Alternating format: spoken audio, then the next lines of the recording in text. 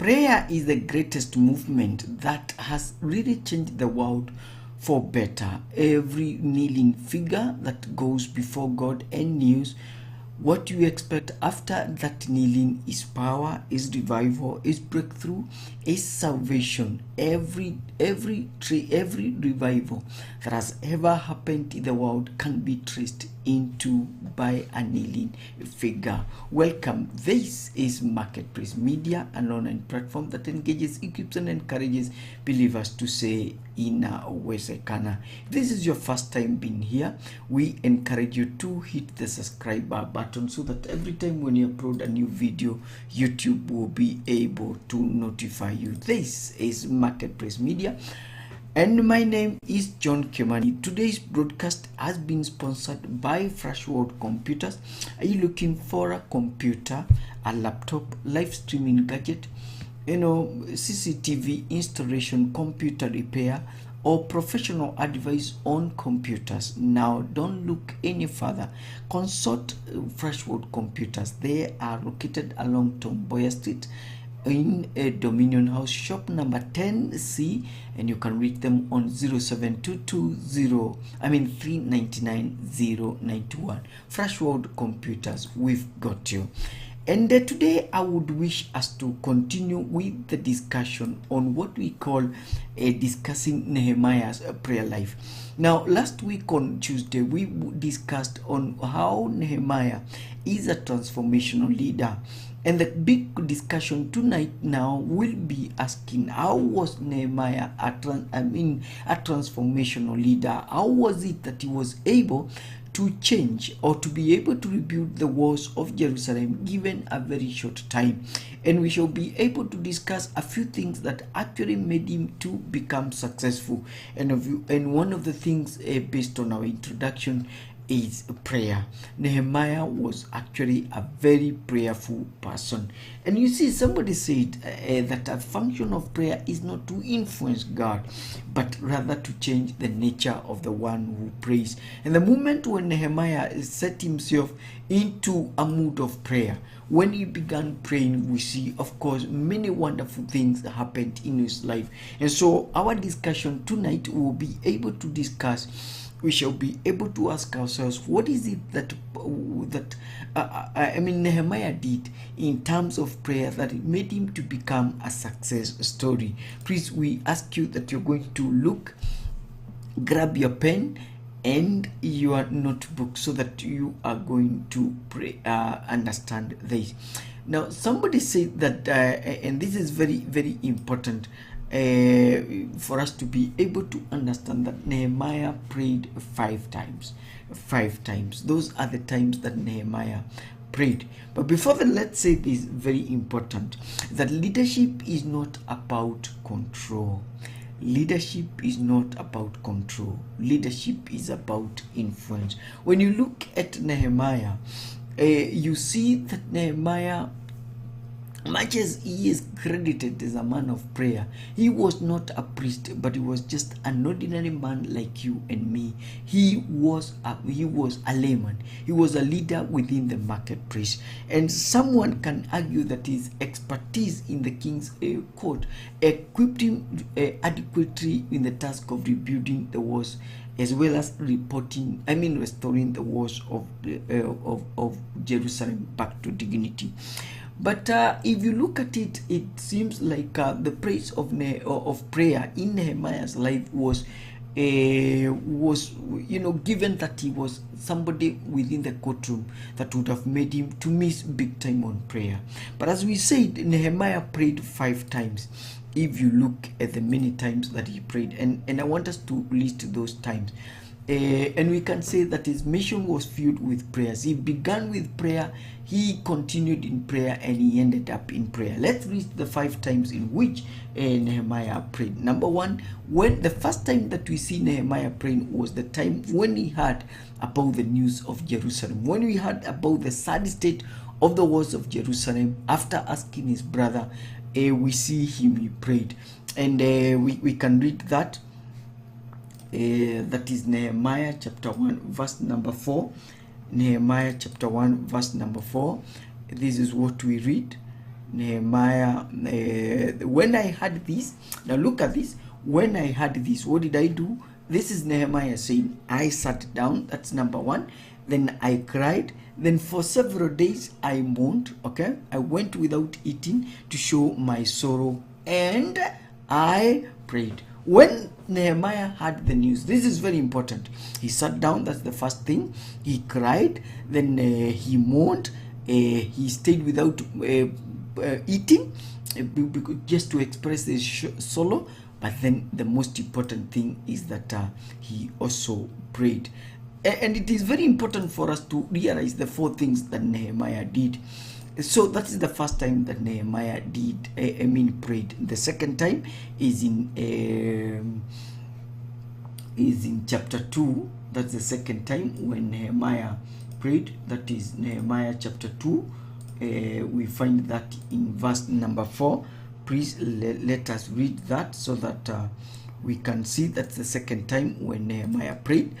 In Nehemiah chapter 2, let's get it. Then the king asked, what do you want me to do? I prayed to God who rules from heaven. Even in the front of the king, Nehemiah actually prayed. That's the second time. The third time when Nehemiah prayed, we find it in Nehemiah chapter 4, verse number 4. We'll read the next 5 verses just to build a context. This is the third time when Nehemiah prayed. But I prayed our God. These people, this after Nehemiah was ridiculed by Sanballat. But I prayed our God. These people hate us and have wished horrible things for us. Please answer our prayers and make our insults fall on them. Let them be the ones who will be dragged away as prisoners of war. Don't forgive the mean and evil for the way they have insulted the builders. The people worked hard and we rebuilt the walls of Jerusalem up to halfway. And then let's skip all the way to verse 9. But we kept on praying to our God, and we also stationed guards day and night. Now look at that. Look at the way Nehemiah is actually devoting himself into prayer. A man who gave himself fully to prayer because he believed in prayer. So that is the third time when Nehemiah prayed. He prayed when he heard about the bad news. He prayed when he was about to give a reply to the king. The number 3, he prayed when he was struggling with the opposition. Actually, in this passage, he prayed twice. He actually prayed twice. And then number 5, we find it in Nehemiah chapter 6. This is the 5th time when he prayed, and we shall read verse number 9 just to see when Nehemiah prayed. Okay, Nehemiah chapter 6 verse number 9. This is the 5th time when he prayed. Our enemies were trying to frighten us and to keep us from work, but I asked God to give me strength. Again, an illustration when Nehemiah prayed. And so from the look of things, Nehemiah's mission was filled with prayer. It was saturated by prayer. And it is very important for us as leaders to create time, to spend time to pray. Every leader, instead of sitting for long meetings that are not filled with prayer, it is very, very important for us to spare time before we plan and during, even as we execute our plans, and even after, as we near the completion of our task. It is very, very important for us to take time to pray. Okay, that is a very important thing that we need to understand. The second thing that we need to put here is to ask ourselves, how did Nehemiah pray? How did Nehemiah pray? Very, very important. So we say 5 things, very important. His prayer life was very specific. If you look at Nehemiah chapter 1, verse number 6 and 7, you see that Nehemiah prayer life was actually very, very specific. Okay, and I want us to read that because so that we understand that. Nehemiah chapter 6, we see, I am your servant, so please have mercy on me and answer the prayer that I make day and night for these people of Israel who serve you. I, my family, and the rest of the people have sinned.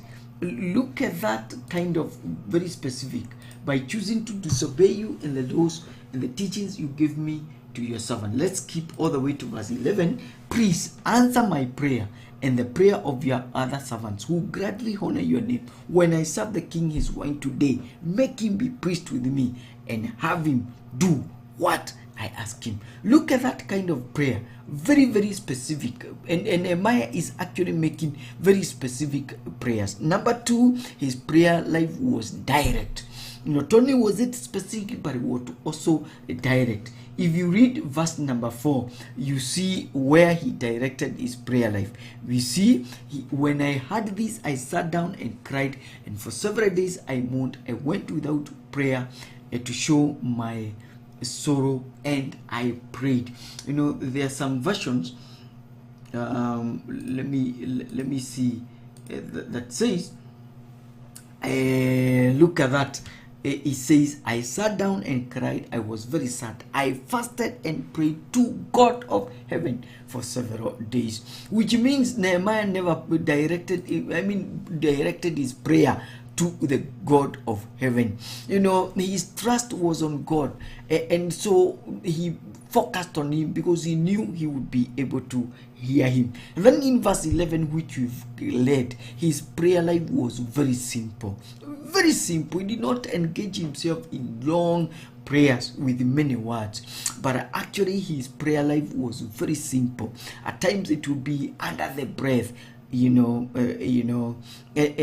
so his prayer life was simple, and again it was also very short. And you can confirm that in Nehemiah chapter 2 verse number 4. You see that his prayer life was very short, because when the king asked him, what is it that you want, we see under the breath he prayed. So that is something that is very important to understand how Nehemiah prayed. Okay, very, very important. So we said his prayer life was direct. It was directed to God. His prayer life was short. His prayer life was very specific, very, very, very important. And we see it was short. Those are ways in which a leader needs to pray. We don't need to pray for long. We just need to pause for a minute or two and make prayer. Prayer, the quality of prayer is not measured by its quantity. The effectiveness of prayer is not measured by its quantity, is actually measured by its quality. It is not how many words that we use. There is not even the words that we use that really matters. It is the time that we take. It is the quality of prayer that really matters. Do we have faith? Do we have confidence? Is our prayer directed to God? Do we have confidence that God is able to do that which we are asking? Please consider subscribing to this channel if you're new to this channel. This is Marketplace Media, an online platform that engages, equips, and encourages believers to say in Uwezekana. We continue examining Nehemiah's prayer life. The third thing that we need to ask ourselves is, what did his prayers accomplish? What did his prayers accomplish? 4 things. Number 1, it accomplished favor. And when we talk about favor, we are saying he had more resources for his project. He had resources for his project. And favor is receiving what you do not actually deserve. And if you look at Nehemiah, he received 3 things: all peace, he received permission, he received provision for all the materials that he needed. And then as if that is not enough, his mission was protected. What was more? Did he deserve these things? Did he deserve to be allowed time off, that is permission? Did he deserve to be given every material that he needed? Did he deserve to be protected? The answer is, he did not deserve all things. These were favors that were extended for him. If you remember, in the book of Ezra, this project was stopped actually by the same king. How comes that the very same king who had stopped that same project is actually giving Nehemiah the favor to go and do that which he had actually stopped? And this is the beauty of favor. the things that others were stopped from doing, the places that others are stopped from going, you are given access because you have favor. Favor is unmerited grace. Things that you don't deserve, you're allowed to access, to see people that you others are allowed not to see. You're just given favor, kibali. The second thing that Nehemiah prayers actually accomplished is what we call the frustration of the enemy. The enemies were not allowed to continue the way they wanted. The enemies did not prevail against him, even against the project. And that helped Nehemiah to be able to complete the project faster and quicker and better, more than every other person would have done. And despite the opposition, despite the ridicule, and the taunting that Nehemiah faced, he was, the enemy was not able to prevail. He actually faced what we call utter failure. And you see, this is what happens every time when we kneel down and pray. We are able to become successful. Our enemies are not able to succeed the way they think they are going to succeed, even when they are politically connected, even when they have resources. Every time when we pray, we are able to frustrate, we are able to put what we call hindrances against the enemy. And so it is an encouragement for you as a leader to spend time in prayer. And then number 3 is that God stepped in for them and fought against the enemy. And I believe this is why the enemy was actually frustrated. God stepped in for us every time when we kneel before him, because prayer is depending on him. Prayer is asking for help. And so prayers, what they do is that they release spiritual tornadoes and arsenals against the enemy. And the spiritual arsenals that are released against the enemy are the ones, they are so heavy, they are so effective that the enemy is not able to withstand them. That's why you cannot be able to defeat any man or woman who spends time in prayer. And if you are a leader today, you are a pastor, and people are fighting against you, I encourage you, I humbly really encourage you to go down for prayer, because every time when you pray, the enemies will not be able to prevail against you. So the fourth thing that Nehemiah's prayers actually accomplished is that they were able to discover God's purpose. Every time when we spend time in prayer, we are able to discover, God is able to communicate to us that which he didn't want us to do at a specific time, at a specific place. The reason why most of us miss it big time is because we don't spend time in prayer, and we miss to hear what the heavens are telling us or directing us on a particular project. There are projects that churches are continuing with, in which God has no blessing. God has not given his nod of approval over those projects. If only you would take time to ask yourself and to go before God and ask God, should I pursue these enemies, and will I win? Will I prevail against them? Every time when we ask God, and the only way that we ask God is prayer, we are able to go through, and God gives us the breakthrough. There is a quote by Lovett H. Wims in an excellent leadership ideas. He actually makes this comment: prayer is the fundamental act for people of God. God leaders and God's people must be in the right place to hear God's voice. God can speak to us anytime, but if we are not turning our hearts toward God to seek God's guidance, it is more difficult for God's vision to reach our hearts. And that means every time when we turn to God, God is able to speak to us and he is able to direct us. And so it is very important that before you make a decision, before you make that announcement, that you spend time in prayer. Okay? Very, very important that we spend our time in prayer. So we are encouraging you, dear viewers, to spend time in prayer, because every time when we spend praying, just as we are saying, we shall become very, very effective. Okay, I would wish to end with this: to be a Christian without prayer is more possible than to be alive without breathing.